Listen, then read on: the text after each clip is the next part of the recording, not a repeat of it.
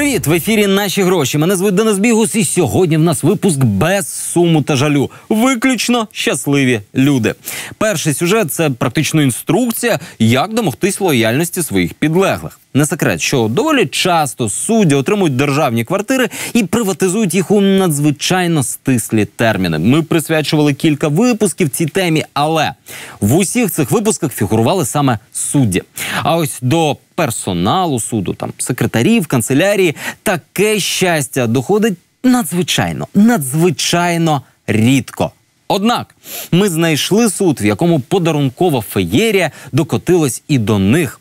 І за дивним збігом обставин. Саме до тих людей, які безпосередньо працювали з системою авторозподілу справ саме в той період, коли в неї активно втручались. Далі репортаж Марини Анцифорової.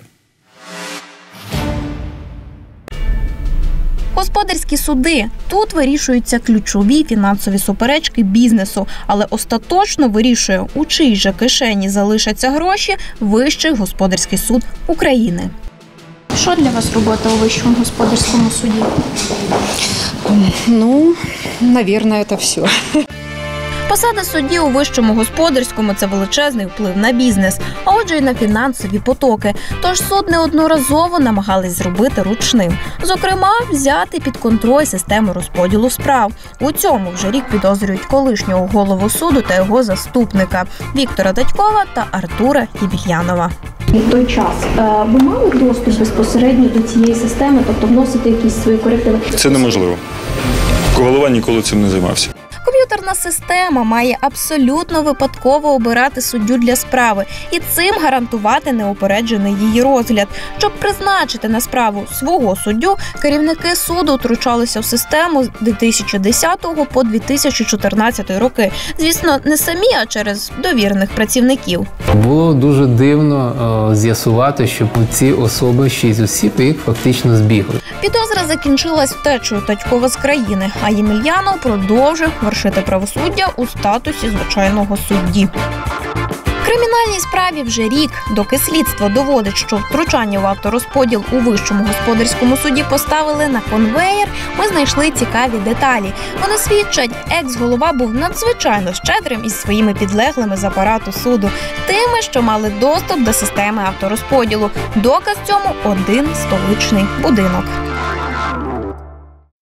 Серпень 2010-го. Віктор Татьков очолює Вищий господарський суд і збирає тут свою команду. Це і судді, і працівники апарату. Меня пригласил руководитель, Татьков, который переехал сюда, был назначен и переехал. Потом предложил, говорит, не желаете ли?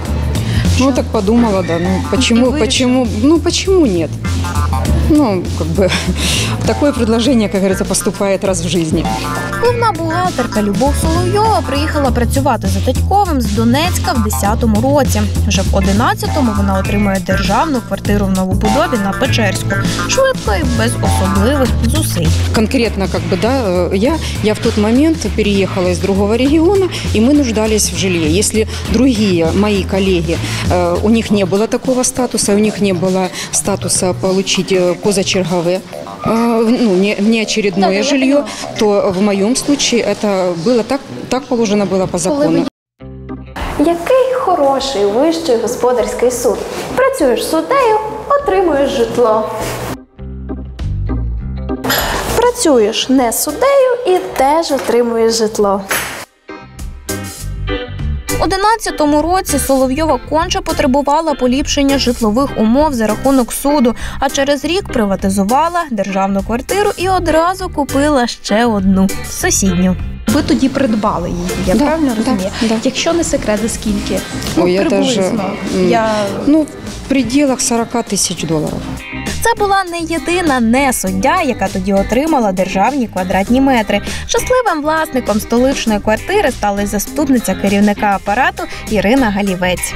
суді у нас за декілька років дуже багато державних службовців у Вищому господарському суді. Там дуже багато працівників апарату за весь період отримували житло. Ірина Галівець теж прийшла у 2010-му і теж отримала квартиру від суду за рік. І теж у цьому будинку. А перед звільненням у 2014-му приватизувала нерухомість. Поки житло є службовим, особа має право ним користуватися лише під час виконання трудових обов'язків.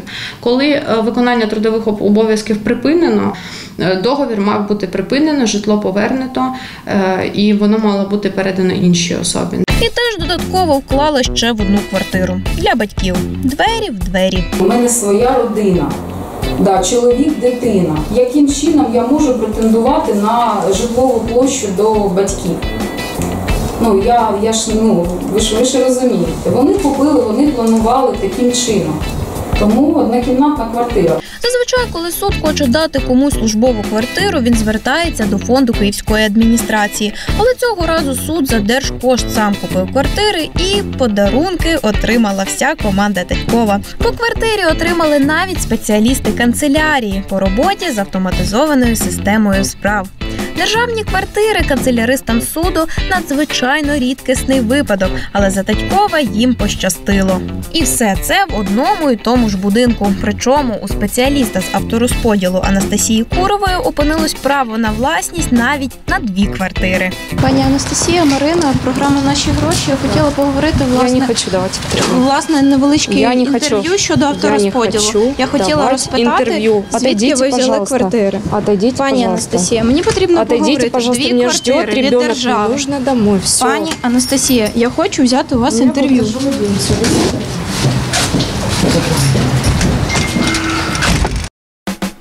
Переїхала в Печерську новобудову і Мирослава Романів, яка працювала в приймальні Татькова. Що робить головний спеціаліст? Які його основні функціональні обов'язки? Огляд практики і відповіді на листи, на звернення. Я безпосередньо займалася організацією роботи голови, включно з усім апаратом суду. Романів у 11-му році перевелася на роботу з Івано-Франківська і моментально отримала житло від суду. Перед тим, як ви отримали квартиру, так, як заступили на цю посаду, скільки пройшло часу приблизно? Це було в 11-му році. Я думаю, все було в 11-му році, я вам так точно не скажу. А прийшли ви коли працювати в ГСУ? В 11-му році. Не потрібно стояти багато років у черзі, достатньо просто працювати за правильного керівництва. І тоді квартиру отримаєш одразу по приїзду, а там і приватизація не забариться. У випадку пані Романів квартира перетворилась на приватну вже через 2 роки після її отримання. Новобудова у Печерському районі. Спецпроект побудований на замовлення Генеральної прокуратури. Саме тут суд за держкошт купує квартири і віддає їх заступникам, секретарям, бухгалтерам. Незважаючи на те, що право на житло від суду повинен мати тільки суддя. Інна Алєєва перевелась до Вищого госпсуду з Донецька в 11-му році. І того ж року в'їхала у корпоративну новобудову. На вашу думку, чи є коректним, власне, розподіляти квартири від суду на працівників, на бухгалтерів, на тих, хто працював в авторозподілі, на ще когось, тобто не на суддів, суддівське житло? Судове життя – це воно таке, ми всі в справах. Тобто є певні органи, які цим займалися. Вам не образливо? Я стосовно цього ніколи мені про це навіть і думати. За версією слідства, на Алєєву розподілялось двічі, а іноді й втричі більше справ, ніж на звичайного суддю. Саме в період активного втручання у систему розподілу. Розподілялося багато справ в порівнянні з іншими суддями. Стосовно мене будь-яких кримінальних справ немає. Оце я можу сказати. Тобто ви маєте на увазі не доведено, то нічого тут розказувати, правильно? Стосовно мене немає будь-яких кримінальних справ. Прийшов на зустріч до голови суду Татькова і отримав посаду судді. Це історія Володимира Погребняка, теж власника квартири у цьому будинку. Метри він отримав за кілька місяців, тоді як на минулому місці роботі у Харківському суді чекав на житло 8 років. Наскільки те, що в цьому будинку отримували квартири, ці люди пов'язані з близькістю до керівництва, зокрема і ваше отримання? Я не можу зараз прокоментувати, наскільки це пов'язано з близькістю. Можливо, пов'язано, можливо, ні. Підтверджує нашу гіпотезу про те, що квартиру у подарунок у тому самому будинку отримала інша суддя Ніна Акулова. За інформацією слідства, вона теж входила у 5 найбільш активних суддів і теж стала обдарована метрами від суду. Видно навантаження чогось у вас більше, ніж інших суддів, і суттєво. Чи ви можете це пояснити, будь ласка, якщо можете? Що мені надавалось, те я розглядала. Що надавалось, то й розглядали. Що надавалось, тому й жили. Раптовий феєрверк службової нерухомості за часів Татькова та втручання в авторозподіл завершився нещадною приватизацією квартир.